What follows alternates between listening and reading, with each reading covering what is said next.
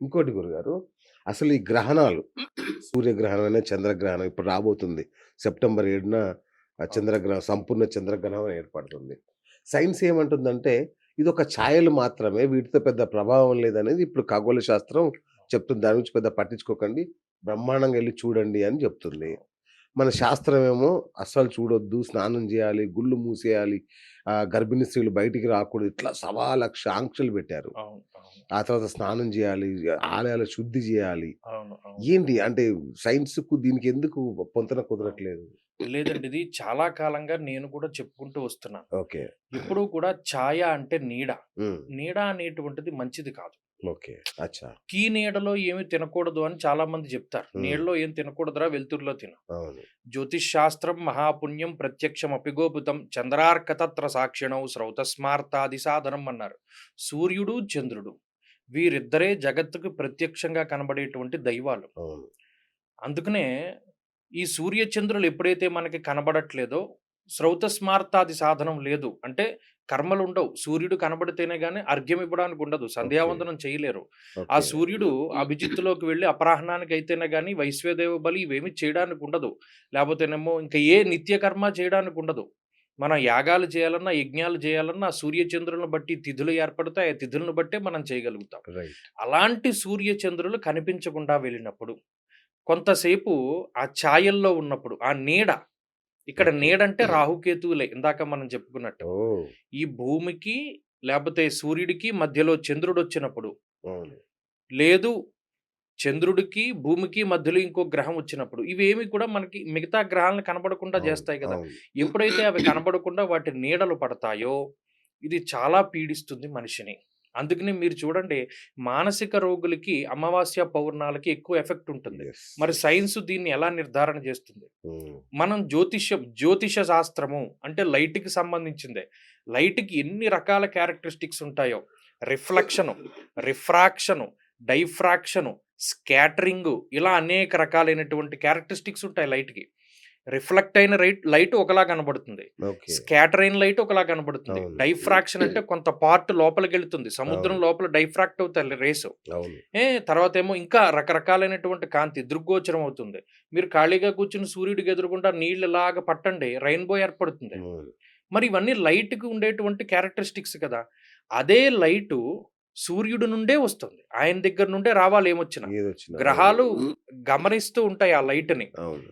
వాళ్ళ యొక్క గతి చేత సూర్యుని యొక్క శక్తిని తీసుకొని అవి రిఫ్లెక్ట్ చేస్తున్నాయి. గ్రహ ప్రభావం అంటే కరెక్ట్. ఏం లేదు. అంతే. పలానా ప్రాంతం నుండి రిఫ్లెక్ట్ అయిన లైటు నిన్నింతలా పీడిస్తుంది. హ్మ్. ఇంకా సైంటిఫిక్‌గా చెప్పుకోవాలంటే a black body emits and absorbs same type of radiation. Okay. నల్లటి నల్లటి వస్త్రము హ్మ్. సూర్యశక్తిని ఎంతెలా తీసుకుంటుందో అలాగే రిఫ్లెక్ట్ చేస్తుంది. అవును. మరి అందుకనే కదా ఎండాకాలంలో నల్లబట్టలేసుకోకూడదురా బాబు అని అవును. చెప్తాం. అవును. అందులో అందులో ఉన్న సైన్స్ మన వాళ్ళు ఎప్పుడో చెప్పారు. అవును. అలా ఏంటి అంటే కాంతి వలయాలు ఇప్పుడు మీకు కరోనా టైంలో మీరు అబ్జర్వ్ చేస్తే సూర్యుడి చుట్టూ పరివేషాలనే వచ్చాయి. హ్మ్. రింగులా వచ్చాయి. అవును. పురాణాల్లో మీరు చదివారనుకోండి పలానా రాక్షసుడు పుడుతున్నాడు.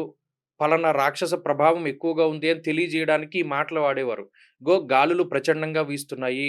నక్కలు ఊళ్ళగొడుతున్నాయి. అవును. అవును. సూర్యుడి అవును. చుట్టూ పరివేషాలు ఏర్పడుతున్నాయి కరెక్ట్. అన్న అవును. మాట చెప్పేవారు. అవును. మరది కరోనా టైంలో వచ్చిందా? రాలేదా? ఓకే. అప్పుడు కూడా నేను ఇదే జెప్పాను. ఇలా పరివేషాలు రాకూడదు. అంటే దాని చుట్టూ రింగ్ కింద రాకూడదు. అది హ్మ్. ప్రమాదానికి సంకేతం. హ్మ్. ప్రకృతితోటి మమేకమైనటువంటి జీవన విధానం మనకు ఒక రకమైనటువంటి విషయాలను తెలియజేస్తుంది. ఓకే. ఇప్పుడు ఈ గ్రహణాల వల్ల ఏంటి? ఆ లైట్ మన మీద పడదు.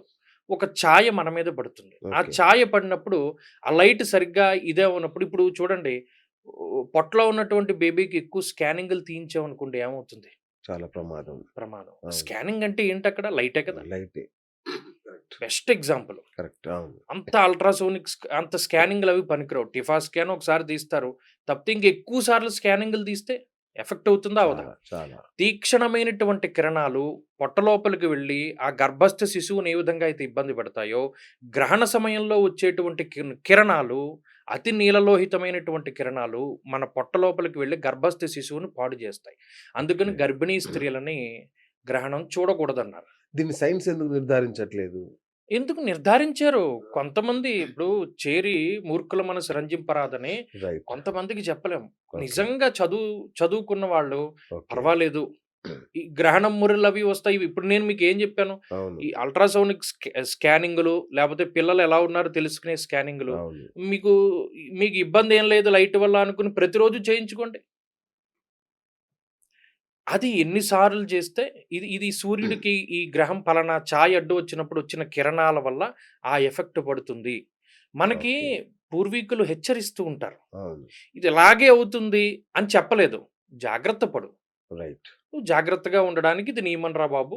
జాగ్రత్త పడు అని చెప్తారు. ఓకే. మనం జాగ్రత్త ఎందుకులే అనుకున్నప్పుడు ఒక్కొక్కసారి దెబ్బ తినవలసిన పరిస్థితులొస్తాయి. అందుకని హ్మ్. గ్రహణ సమయంలో గర్భంతో ఉన్నటువంటి వాళ్ళు బయటికి రాకూడదు. ఓకే. అందులోనూ 9 నెలల గర్భవాసంలో ఉన్నటువంటి శిశువు పైన ఒక్కొక్క నెలలో ఒక్కొక్క గ్రహం ఆధిపత్యం వహిస్తుంది. ఆ!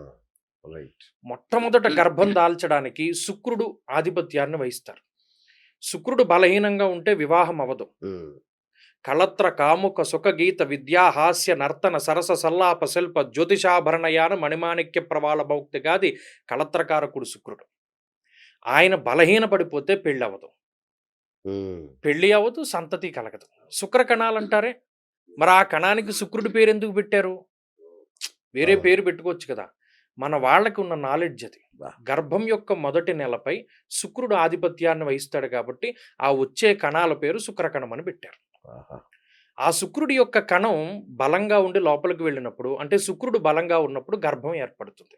రెండవ నెల గర్భానికి కుజుడు ఆధిపత్యాన్ని వహిస్తాడు. గర్భస్రావం అయిపోతుంది. రెండో నెలలో నిలవదు చాలా మందికి. అవును. అవునండి. సర్పదోషాలు, కాలసర్పదోషాలు, కుజ సంబంధమైనటువంటి నాగదోషాదులు ఉన్నటువంటి వాళ్ళకి అలా జరుగుతుంది. ఓహ్! మా సొంత ఫ్యామిలీలోనే మాకు బాగా దగ్గర బంధువులు సర్పదోషం ఉంది. లోపలున్నది మోనోజైగోటిక్ ట్విన్స్. హ్మ్. నిలవలేదు. అబ్బా! ఆ రెండో నెలలో సర్పదోషం ఉంది. మూడో నెల గర్భానికి గురుడు ఆధిపత్యాన్ని వహిస్తారు. ఓకే. యజన కీర్తి గృహ కాంచన పుత్ర వస్త్ర అశ్వాధికారకుడు గురుడు. ఆయన బలంగా ఉంటేనే పిండం గట్టిపడుతుంది. అందుకనే పుత్రకారకుడు గురుడు, హ్మ్. సంతాన కారకుడు గురుడు. గ్రహానికి ఒక్కొక్క కారకత్వం ఇచ్చారు. ఈ 3 నెలల్లో గనక పిండం గట్టిపడితే ఇక అది ఉన్నట్టు. నిలుస్తుంది. అవును. మరి కరెక్ట్. అంతే కదా! కరెక్ట్. అవును. అందుకని ఈ 3 గ్రహాలు. ఇక మిగతా 4, 5, 6 అవయవాలు ఫార్మ్ అయ్యేటప్పుడు నేను ఎక్కువగా నా దగ్గరికి అంటే తప్పని కాదు. మాకు మగ సంతతి కావాలండి. అవును. వంశం నిలబడాలండి. మరి ఏం చేయాలండి అని వస్తూ ఉంటారు. అవును.